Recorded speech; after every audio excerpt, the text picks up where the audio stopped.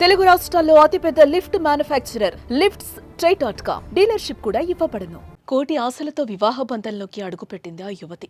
వైవాహిక జీవితంపై ఎన్నో కలలు కంది. కానీ నెల రోజులకే అవన్నీ కన్నీళ్లయ్యాయి. కొత్త కోడల్ని బాగా చూసుకోవాల్సిన అత్తామామలు అదనపు కట్నం కోసం వేధించారు. భర్తది కూడా అదే తీరు. ఒకవైపు అత్తింటి వారి వేధింపులు, మరోవైపు కుమార్తె భవిష్యత్తుపై కన్నవారి ఆందోళన. ఇవన్నీ ఆమె బలవంతంగా ప్రాణం తీసుకునేలా చేశాయి. పెళ్లై నెల రోజులు నిండక ముందే 100 ఏళ్లు నిండిపోయాయి. మంచిర్యాల జిల్లాలో నవవధువు బలవన్ మరణం తీవ్ర విషాదాన్ని నింపింది.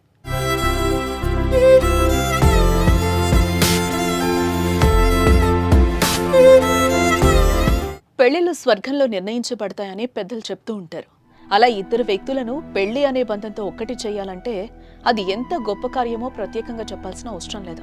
పెళ్లంటే 100 ఏళ్ల పంట అని పెద్దలు చెప్పేవారు. కానీ ఇప్పుడు వివాహ బంధానికి అంత గొప్ప విలువ ఇచ్చేవారు తగ్గిపోతున్నారు. వివాహ సంబంధాలు చెదిరిపోతున్నాయి. విషాద ముగింపు కోరుకుంటున్నాయి. పురోహితులు పెట్టిన ముహూర్తాలు ఎంత బలంగా ఉన్నా అవి కాసుల ముందు బలహీనమవుతున్నాయి. తాజాగా ఎంతో ఆశతో అత్తింట్లో అడుగుపెట్టిన యువతి జీవితం అర్థాంతరంగా ముగిసిపోవడంతో ఆమెను కని కష్టపడి పెంచి పెళ్లి చేసిన తల్లిదండ్రులు కన్నీరు మున్నీరవుతున్నారు.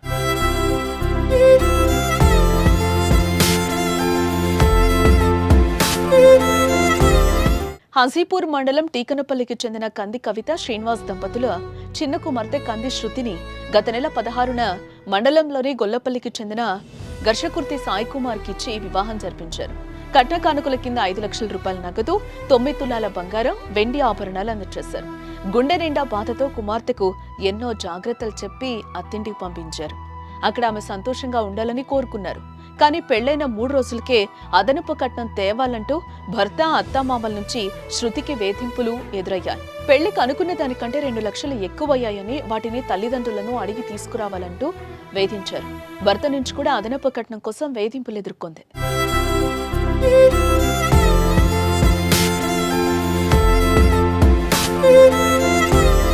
ఇంట్లో తల్లిదండ్రులకు చెప్తే బాధపడతారని తనలో తానే కుమిలిపోయింది శృతి.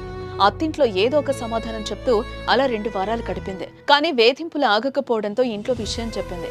వారం రోజుల కిందట శృతి తండ్రి 50,000 రూపాయలు ఇచ్చారు. మిగిలిన సొమ్ము కూడా వెంటనే ఇవ్వాలని వారు అడగడంతో 3 రోజుల కిందట తండ్రికి ఫోన్ చేసి కట్నం కోసం వేధిస్తున్నారంటూ చెప్పింది.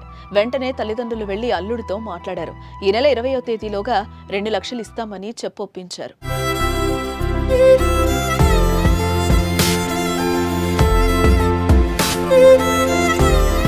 ఈ పరిణామాలు శృతిని తీవ్ర మానసిక క్షోభకు గురిచేసింది. ఒకవైపు వేధింపులు, మరోవైపు తన భవిష్యత్తు కోసం తల్లిదండ్రులు పడుతున్న వేదన, బతింలాడుకుంటున్న తీరుతో శృతి మనసు కలత చెందింది. తన తల్లిదండ్రులు మాట్లాడి వెళ్లిన రోజే ఉరివేసుకొని చనిపోయింది. శృతి మరణంతో 2 గ్రామాల్లో విషాద ఛాయలలుముకున్నాయి. అదనపు కట్నం కోసం వేధించి తన కుమార్తె మృతికి కారణమైన భర్త సాయి కుమార్, అత్త లక్ష్మి, మామ శంకర్లపై తండ్రి శ్రీనివాస్ ఇచ్చిన ఫిర్యాదు మేరకు కేసు నమోదైంది.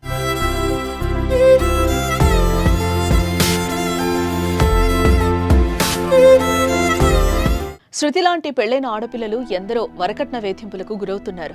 కోడల్ని కన్న కూతురులా చూసుకోవాల్సిన మెట్టినింట కాసుల కక్కుర్తితో వేధించడం క్షమించరాని దుర్మార్గం.